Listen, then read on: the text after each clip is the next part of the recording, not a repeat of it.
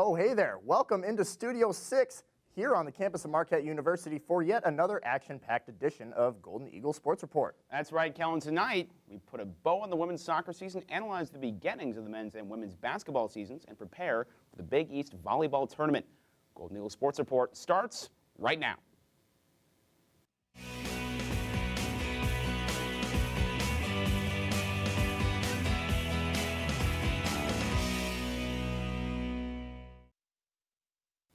Good evening, Marquette. I'm Kellan Buddy. And I'm Nathan DeSutter. Hey, Kellan, what do you say we kick it off with some women's soccer action tonight? Golly gee, sounds like a real great idea.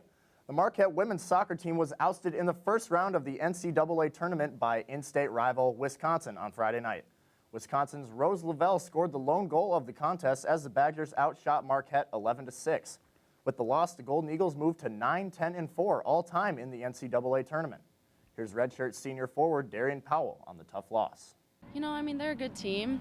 It just, some days just not your day, you know, and I think that kind of happened to us. We had some chances, just, you know, me personally had a chance, just couldn't put it away today. I mean, it's disappointing, but proud of this team, what we've done. I mean, we've had a great year, and just it sucks that it's to end tonight.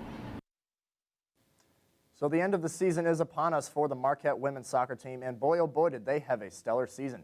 First in the Big East, appearance in the conference championship game, and an appearance in the NCAA tournament.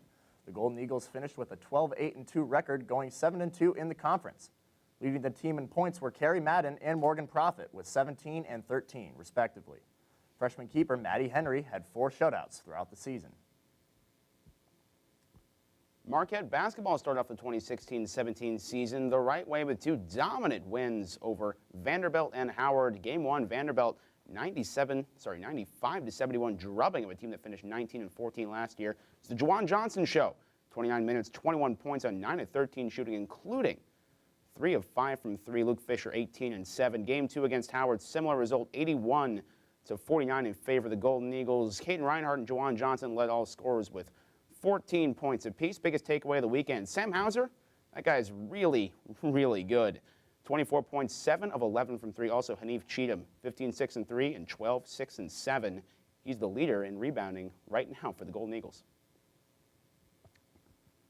Talked a bit about the Howard game on Monday night, but we didn't exactly get the full effect. For that, we go to our own Connor Bash, who had the recap from the BMO Harris Bradley Center.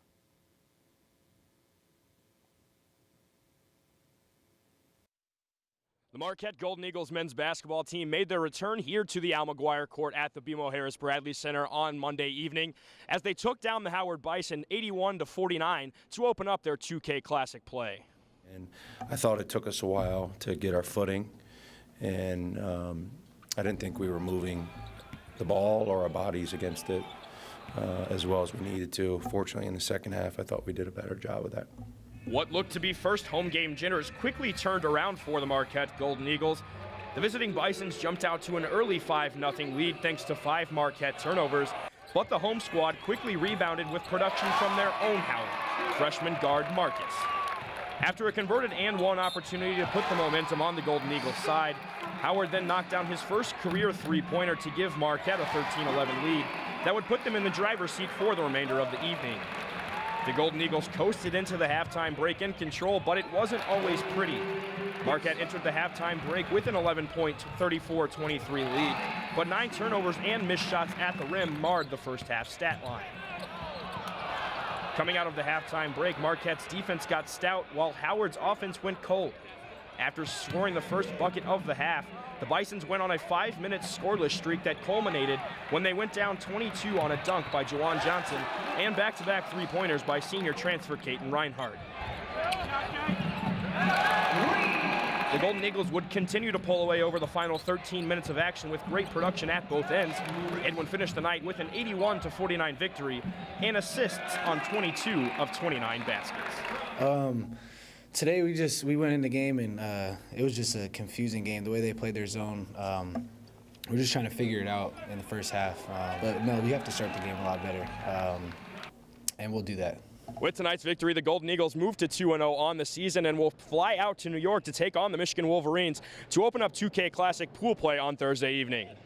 Reporting from the BMO Harris Bradley Center, I'm Connor Bash, Marquette Wire Sports.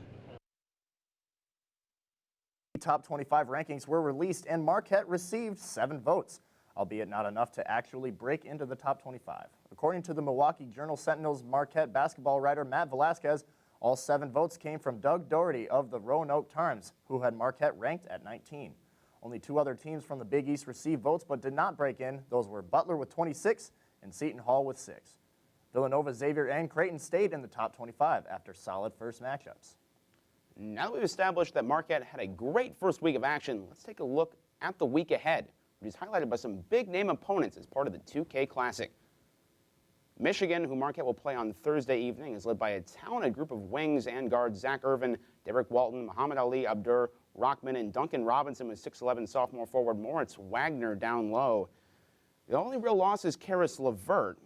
Last year, he only played 14 games due to injury. But they might have some problems because Michigan and Marquette kind of doing the same thing. And Michigan, darn good team, played in the tournament last year. If they win, they either get SMU or Pitt. Pitt, they return most of their best players, while SMU having some trouble because they're down to only 11 rosterable players and they lost their leading scorer from last year. Interesting matchups for sure in the 2K Classic this year for the Golden Eagles.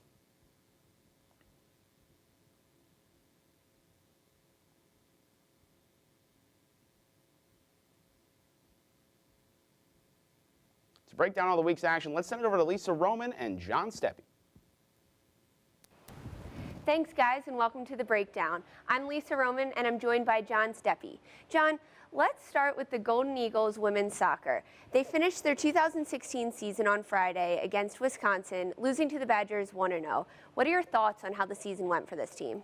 Well, it's never easy when you end the year with a loss against Wisconsin. I mean, the in-state rivalry means so much. But other than that, when you look at things, you really can't complain that much. A Big East regular season title, Coach Marcus Roeder's 300th win, and being 1 game short of a Big East tournament title. So I'd say all in all, a pretty good year. I'd agree. I think they had a great season. I mean, they went 7-2 in conference play, which is great compared to last year's record. And 4 players got Big East recognition along with the coaching staff, which is a great accomplishment for Marquette. I think they did a nice job overall. And then if we switch over to basketball, a good start for Marquette, 2-0 with wins against Vanderbilt and Howard.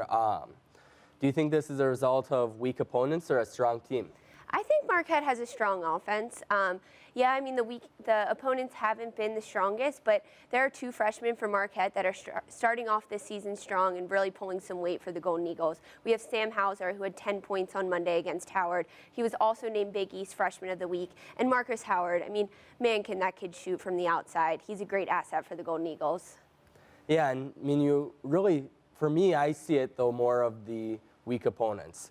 Vanderbilt, a new coach, a new starting point guard, and losses in terms of multiple first-round picks.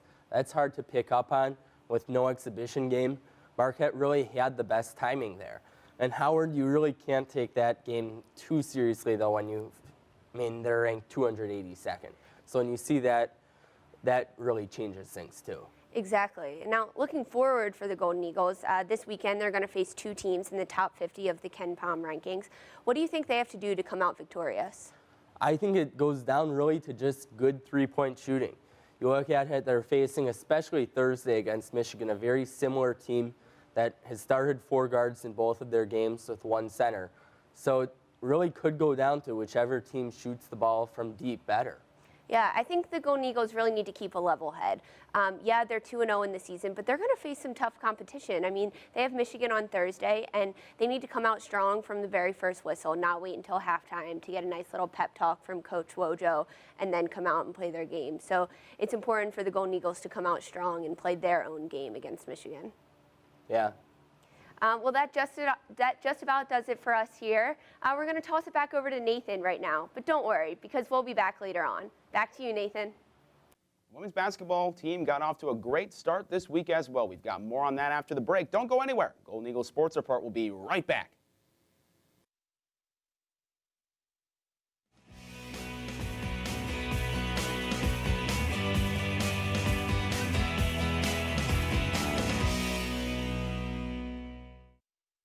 Welcome back to Golden Eagles Sports Report. Let's dribble into some women's basketball. MU taking on Longwood at the Owl for their season opener. Danielle King, aggressive drive to the hoop, put MU up 14-5 early. She finished 10 points, 5 assists in 22 minutes. Marquette's still rolling Atisha Heidemann from Steph Curry range. Of course, she knocks it down. Her only 3 of the night, but don't worry about her. She made 39% last year, 25-12. Golden Eagles second quarter preseason first team All Big East, Alizea Blockton. It's the pick an easy layup to put Marquette up a comfortable 30. Her skills were on display. She put up a game-high 19 points on 8 of 15 shooting. Longwood, they need more than just a timeout. 56-19 in the third, and a beautiful display of passing. Dolling to Wilborn to King. And Daniel King's going to drive aggressive with that left hand, dump it down to Erica Davenport for the beautiful fill and layup. Then we're going to go some long-range action. This time the lone senior, Michaela Jens, clangs one in, one of 4 3-pointers on the night for her. If the game wasn't already over by then, well, now it is. The final 87-37, Golden Eagles in a rout.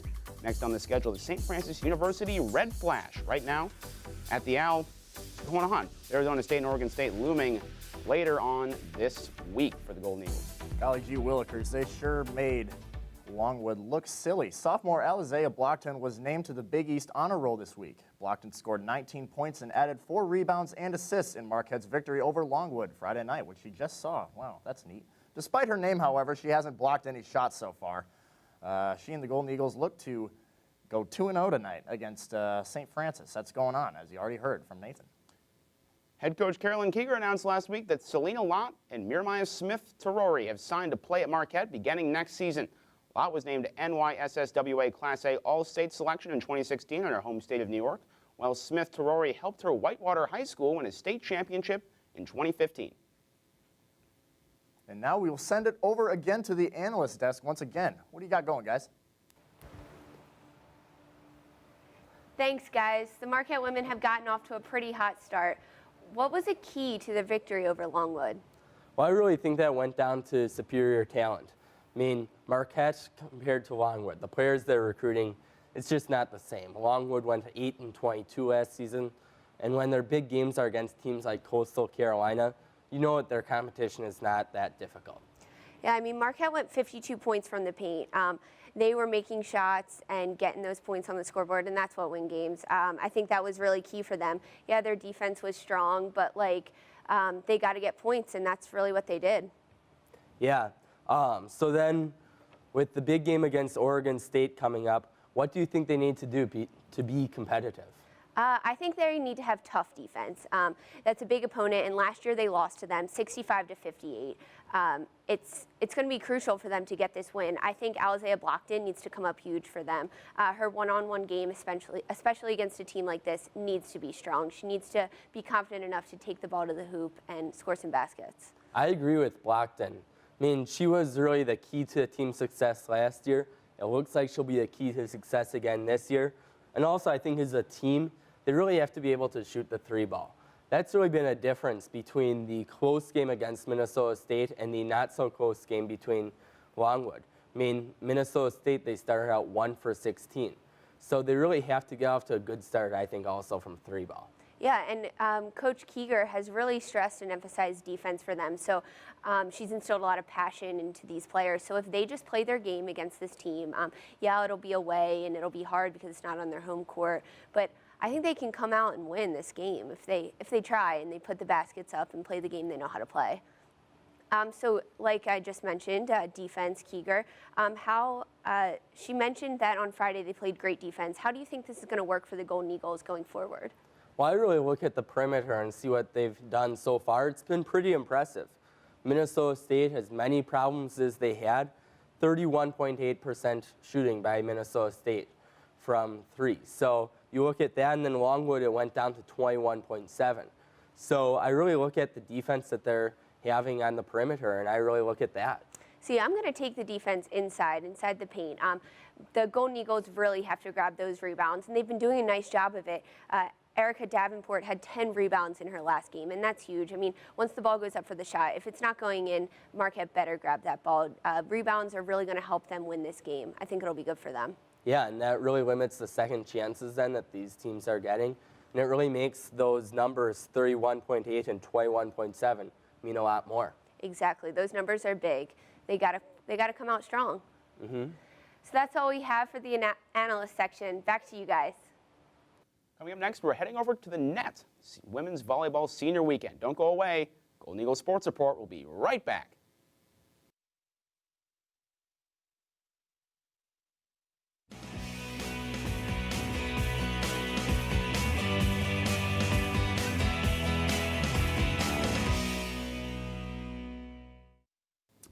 All right, we're hitting the home stretch. Welcome back to Golden Eagle Sports Report. It's time for some volleyball, so I'm gonna serve you the mic, and you can go ahead and call a highlighter. I'm ready to receive what was volleyball senior weekend at the Al McGuire Center, and they had a banner where you saw all 7 names up on it, and they were honored pregame as well. There's that banner: Lauren Teal, Nikki Joy, everyone honored. In the first set, well, it was golden for Marquette. They rolled to a 25-13 win. Combo of Megan Neiman and freshman Allie Barber on the block there. Neiman, well, she did it on the offensive end, too. She floats one that finds that back right corner. See that? 1 of 9 kills on the day. Took only 16 swings to do it. For the second set, here's your winner. Madeline Mosier flies high to reject. Danielle Schroeder, one of MU's 9 blocks on the day. Golden Eagles take it 25-19. Seton Hall, but they're not going to make senior weekend totally flawless for the Golden Eagles. Sophia Coffey with a surprise setter dump. There it is. Pirates take set 3, 25-17. They keep the fourth set pretty close, too, but Taylor Lewis, as always, she seals it for Marquette with this kill. Golden Eagles take it 25-22. All smiles from Lewis. After the game, one last picture for the seniors and their family. The Golden Eagles improved to 22-5 and 12-3 in conference before they headed into their final home game of the regular season against St. John's on Sunday. Some post-stats match for you. Jenna Rosenthal is on fire. She hit 6 of 9, her highest percentage of the season. 16 kills, too. Only 3 off her career high. Seton Hall couldn't really get much going offensively. Only 1 attacker hit above 250. Outside hitter Dominique Mason led the team with 12 kills, only Pirate in double digits, and that win put Marquette through to their 7th straight Big East tourney. Golden Eagles have not won it in 3 years. Could this be the year they break the streak? Golly, who knows, but their second match of the weekend on Sunday against St. John's will take you to late in the first set, 26-all. Allie Barber slams a kill to get Marquette to set point, but St. John's would roar back to win it on this kill from Gaia Tribali. More on her a little bit later. Second set was close as well, 11 lead changes in all.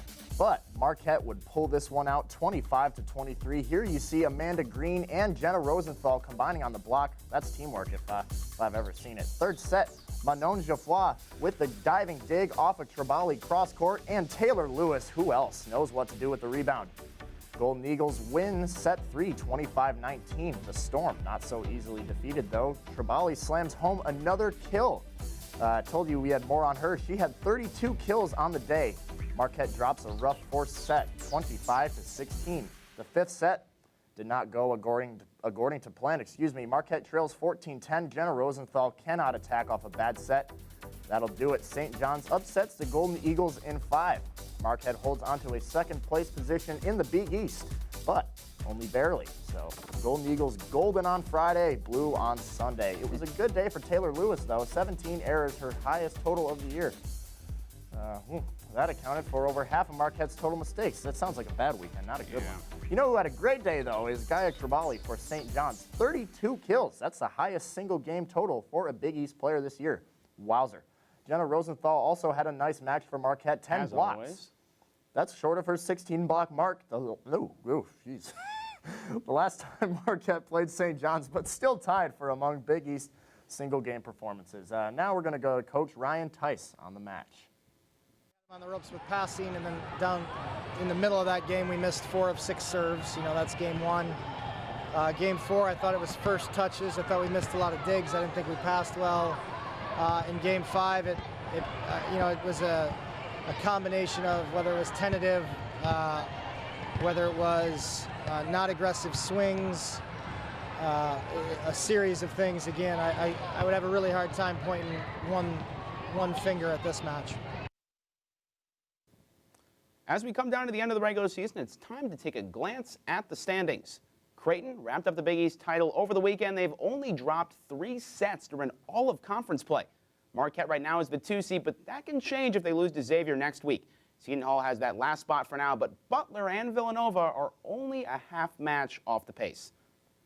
And this brings us to Marquette's overall record of 23-5, 13-3 inside the conference. Pretty impressive stuff. Yeah, I will say that. They've already secured a spot in the Big East tournament, but before that, they have 2 matches left on next weekend on the road against Butler and Xavier next Friday and Saturday. By golly, those are going to be some tough matchups. Indeed they are. Well, we're going to send it back over to the analyst desk for some more insight. Thank you. We have a big surprise this week with Marquette losing to St. John's. What went wrong? It was a 5-set battle, and the Golden Eagles really fought hard.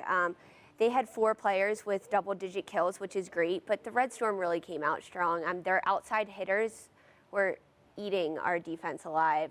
Marquette just couldn't get there, but they fought hard, and it was a well-fought battle, 5 sets, which is great.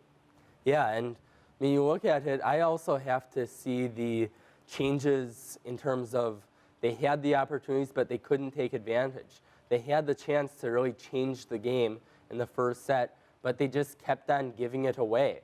So I really look at that, and I also look at the 4th set. Just everything went wrong. You take out that set, it'd be probably a much different game. I still think that'd be a below-average performance for the team, but they'd beat a team in St. John's that they're supposed to beat 9 out of 10 times. So where does this leave them for the NCAA tournament? Do you think they'll get a chance to get in? Well, they're 35th in RPI right now, so I think they will. Before they had a pretty big margin of error. This really took it away. Because you look at the previous games they had, wins at USC, wins across the Big East. They had the win at Nova that was big a while ago. So you look at, they built really that margin of error, but now you don't have that. So they're going to have to play well in the Big East tournament, but as long as they do that, I see them making the tournament. I do too. If they get first in the Big East tournament, which I think they can do, they have an automatic bid to the NCAA tournament. And like you said, their RPI is 35 right now. So depending on even if they don't make it to the championship of the Big East tournament, maybe they face St. John's again and just can't handle them. Their RPI is 35, and I think that they can do it. Like you said, the margin of error is not that big right now for them. Yeah, and you look at it, within the Big East, really the only team that has been causing them consistent problems has been Creighton. So really, as long as they can win until they face Creighton, I think they should be in pretty good shape. So there are 7 seniors leaving this team. Who do you think is going to be the biggest loss for the Golden Eagles? Well, it's hard to name just one senior. This senior class has done a lot. But if I had to name one, I'd say Ellen Hayes. Her work defensively has oftentimes gone unnoticed. Taylor Lewis, Jenna Rosenthal have really stolen the show. They're all good. It's tough to call. I'm going to have to go with Megan Neiman, though, but we'll have to see what happens. That's all we have over here. Let's take it back to Kellan and Nathan to take it home. Wow, what another great show in the books. What a great week of action. I had a lot of fun. Yeah, I did too. We got Andrew Goldstein here. He's our producer tonight. And he loves basketball season. He loves basketball We're underway, season. and it's great. It's awesome.